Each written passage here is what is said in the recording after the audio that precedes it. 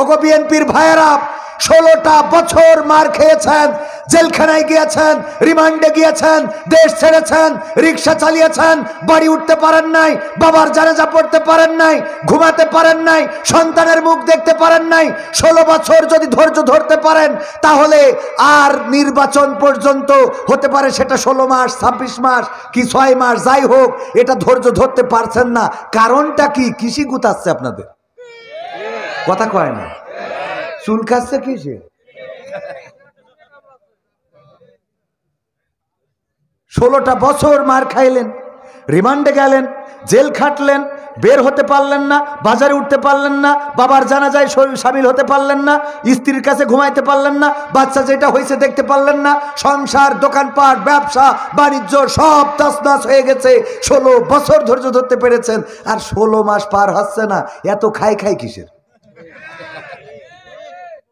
আবার আওয়ামী লীগের ভাইদেরকেও বলতে চায়, এখানে সুরত আওয়ামী লীগের আছে না নাই? হাত উঁচু করেন কিটা সাহস করবেন, সাহস করে হাত উঁচু করা উচিত। বিসিএস ক্যাডার সাহস করে লিফলেট বিতরণ করতেছে, হ্যাঁ, সাহস থাকতে হবে, দরকার আছে না নাই? যাই হোক, আওয়ামী লীগ যারা করেন তাদেরকেও বলতে চায়, 16টা বছর তো আপনারা চেয়ারে ছিলেন, আপনাদের হাতে উন্নয়ন যেমন আছে, হাতে রক্তও তেমন আছে, আছে না নাই? পদ্মা সেতু মেট্রো রেল করেছেন, এটা ঠিক, কিন্তু জনগণের স্বাধীনতাকে খর্ব করেছেন।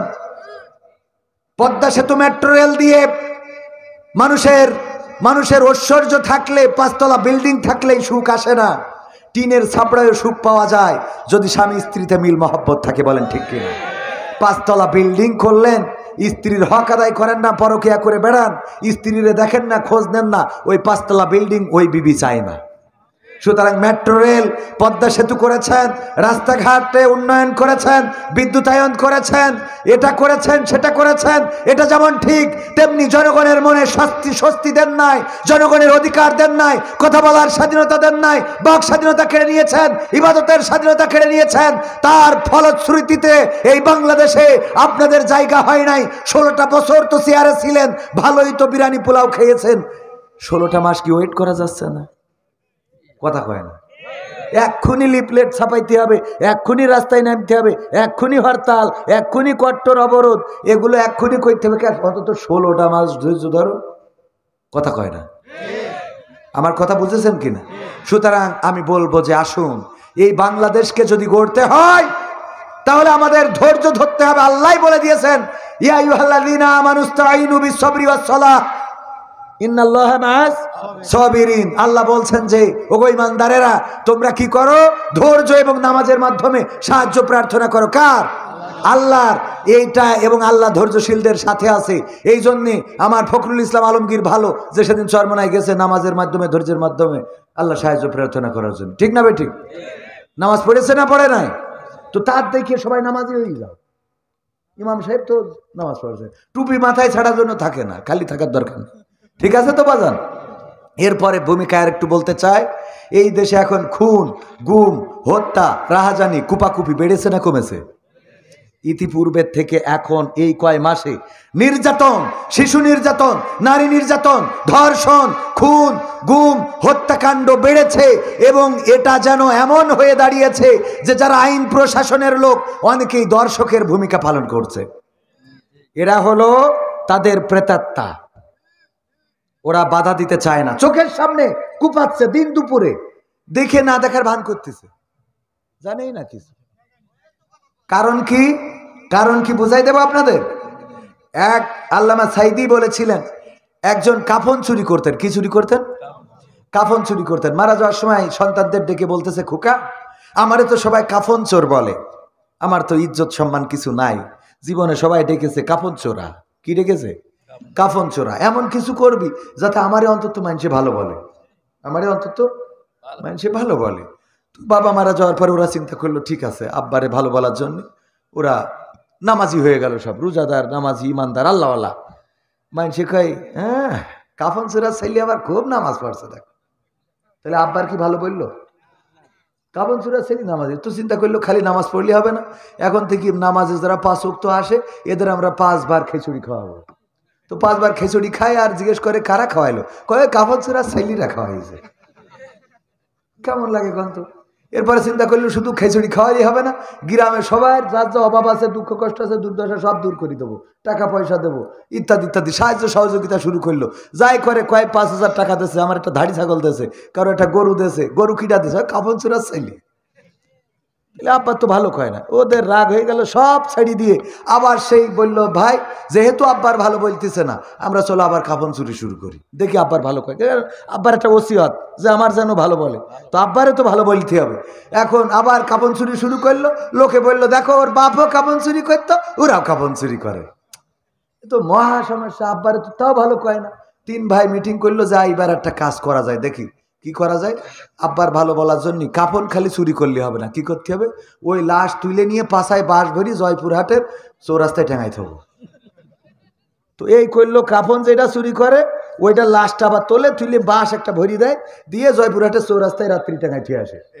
সকালে এইবার লোকজন বলছে এগের থেকে তো ওদের বাপ ভালো ছিল, ওরা হাড়ে বাতাস লেগেছে, আলহামদুলিল্লাহ আজকে সাকসেস, জিতবে আবার নৌকা, ঠিক না ভাই ঠিক? আজকে সাকসেস, কারণ এতদিন পরে আব্বারে ভালো বলেছে যে এর থেকে তোদের বাপ ভালো ছিল। আমাদের দেশে যে অন্যায় হচ্ছে, খুন হচ্ছে, চুরি হচ্ছে, গুম হচ্ছে, ডাকাতি হচ্ছে, ধর্ষণ হচ্ছে, রাহাজানি হচ্ছে, আমার বিশ্বাস এগুলোর সাথে অনেকের হাত রয়েছে। আমি বলতে চাই না তাদের কাদের, এতটুকু বলতে চাই তারা এই দেশে দেখতে চায় জনগণ যেন বলে আগেই তো ভালো ছিলাম, ঠিক না বেঠে? জনগণ যেন এটা বলে, তার জন্য এই সুযোগটা করে দিচ্ছে। আমার কথা কি বুঝে এসেছে? সুতরাং এটা থেকে যদি বাঁচতে হয় তাহলে নিজেরা নিজেদের জায়গা থেকে সচেতনতার দরকার আছে না নাই? স্বাধীনতা অর্জন করা যতটা সহজ, স্বাধীনতা রক্ষা করা তার চেয়ে অনেক বেশি কঠিন, ঠিক না বেঠে? 5ই আগস্টের এই বিপ্লব, জুলাইয়ের এই অভ্যুত্থান গণবিপ্লব, এই বিপ্লবকে যারা মিলান করে দিতে চায়, আল্লাহর কসম করে বলি, আবার যদি রক্ত লাগে রক্ত দেব, আবার যদি জীবন লাগে জীবন দেব, আবার যদি শহীদ হতে হয় শহীদ হব। কিন্তু এই বাংলাদেশ স্বৈরাচার মুক্ত করেছি, যেই স্বৈরাচারেরা আমাদের রাহবারদেরকে ফাঁসির কাস্টে ঝুলিয়েছে, দেলোয়ার হুসাইন সাইদির মতো এমন একজন সোনার মানুষকে শহীদ করেছে, 13টা বছর কারাগারে রেখেছে, আমির হামজাকে জেলে ভরেছে, মামুনুল হককে রিমান্ডে নিয়ে নির্যাতন করেছে, আলেম ওলামাদেরকে স্বাধীনভাবে চলতে দেয় নাই, বলতে দেয় নাই, এই বাংলাদেশে মানুষের স্বাধীনভাবে কথা বলতে দেয় নাই। সেই স্বৈরাচার, তারা এমন স্বৈরাচার গোটা সংসদ ধরে পালিয়ে গিয়েছে, তাদের বাংলাদেশে আর পুনর্বাসিত হতে দেয়া হবে না। এটা যারা করতে চায় তারা জাতির দুশ্মন, এটা যারা করতে চায় তারা দেশের দুশ্মন, এটা যারা করতে চায় তারা ছাত্রদের দুশ্মন, যারা তাদেরকে পুনর্বাসিত করতে চায় তারা বাংলাদেশের তাওহীদি জনতার দুশ্মন। কারণ বাংলাদেশের তাওহীদি জনতা আর কোন স্বৈরাচারকে বাংলাদেশে দেখতে চায় না। বাংলাদেশে মুদ্রার এপিঠ ওপিঠ হবেন না।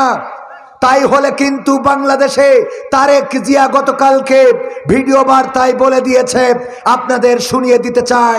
তিনি বলেছেন যে জনগণকে বোকা ভাববেন না, জনগণ যদি মুখ ফিরিয়ে নেয়, ধারণা করেছেন, আমার কথা বলছি না, তারেক জিয়ার কথা বলছি, ভিডিও ফুটেজ লাগলে আমার কাছ থেকে নিয়ে নেবেন। তিনি বলেছেন, মাথায় রাখবেন, যদিও এটা আমাদের দলীয় প্রোগ্রাম, তারপরেও মিডিয়ায় চলে যাবে, তারপরেও বলছি শুনে রাখেন, বড় দল মনে করে ক্ষমতায় চলে গেছেন এটা ভাববেন না। কারণ জনগণ যদি মুখ ফিরিয়ে নেয় তাইলে ভোট নেওয়া তো দূরের কথা, ভোটের মাঠেও আপনাদের যাইতে দিবে না। কারণ জনগণ আর মার্কা দেখে ভোট দিবে না। জনগণ এই বাংলাদেশে সুশাসন চায়, জনগণ এই বাংলাদেশে মানুষের অধিকার চায়, জনগণ এই বাংলাদেশে কথা বলার স্বাধীনতা চায়, জনগণ এই বাংলাদেশে তার ন্যায্য প্রাপ্য বুঝে নিতে চায়, জনগণ বাংলাদেশের মানচিত্রের রক্ষাকারী যারা তাদেরকে চায়। জনগণ আর দাদার দেশের প্রেসক্রিপশনে বাংলাদেশ চলবে এটা চাই না। জনগণ আর সীমান্তে কোনো হত্যা হতে দিতে চাই না। জনগণ আর ধর্ষণ করে সেঞ্চুরি করে করে উল্লাস করবে, এটা হতে দিতে চাই না। জনগণ আর বিশ্বজিতের মতো কোনো হিন্দুকে শিবির বলে কুপিয়ে কুপিয়ে হত্যা করবে, এটা হতে দিতে চাই না। জনগণ আর কোনো মন্দিরে হামলা হবে, এটা হতে দিতে চাই না। জনগণ এই বাংলাদেশে সুশাসন চায়, সব ধর্মের মানুষ তার স্বাধীনতা নিয়ে বসবাস করবে, এটা যারা দিতে পারবে তাদেরকেই জনগণ নির্বাচিত করবে। কথা কি ক্লিয়ার? আর এই ক্লিয়ার কথা, এতে যদি কেউ মনে করেন জামাতের পক্ষে, তাইলে এটা জামাতের পক্ষে। যদি মনে করেন এটা আওয়ামী লীগের পক্ষে, এই বক্তব্য আওয়ামী লীগের পক্ষে। যদি মনে করেন এটা বিএনপির পক্ষে, তবে এটা বিএনপির পক্ষে। কারণ আমরা কারোর পক্ষে নই, আমরা আল্লাহর পক্ষে। কার পক্ষে? আল্লাহর পক্ষে। আমরা যারা আছি, আমরা কেউ চেয়ারে বসতে চাই না, চেয়ারে কোরআনকে বসাতে চাই। চেয়ারে কি বসাতে চায়? আল্লাহর কোরআন দিয়ে এই দেশ চলবে। আল্লাহর কোরআনের আইন যদি কায়েম হয়ে যায়, এই দেশে চুরি বন্ধ হবে, ছিনতাই বন্ধ হবে, খুন বন্ধ হবে, গুম বন্ধ হবে। এই কাজ যদি বিএনপি দায়িত্ব নেয়, আমরা বিএনপির লোক। কথা কয় না? এই দায়িত্ব যদি বিএনপি নেয়, আমরা বিএনপির লোক। এই দায়িত্ব যদি আওয়ামী লীগ নেয়, আমরা আওয়ামী লীগের লোক। এই দায়িত্ব যদি জামাত নেয়, জামাতের লোক। এই দায়িত্ব যদি হেফাজত নেয়, হেফাজতের লোক। কিন্তু এর বাইরে যদি জামাতে ইসলাম চলে, তাহলে জামাতে ইসলামের কোনো নেতাকেও, সংসদ তো দূরের কথা, সংসদ